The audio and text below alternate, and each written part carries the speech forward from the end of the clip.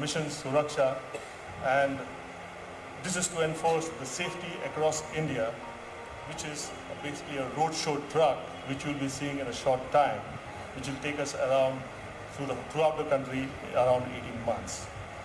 The mission aims at increasing the safety awareness in the country and providing hands-on experience on the products and also the safety solutions that Dräger can offer with this experience.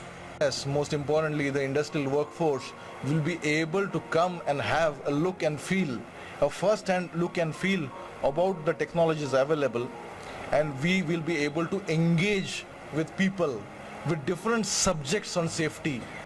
I'm really feel proud, not only happy but proud that I am associated in my personal capacity as VB Sant as well as the Director General of National Safety Council to be associated with this campaign called Mission Suraksha.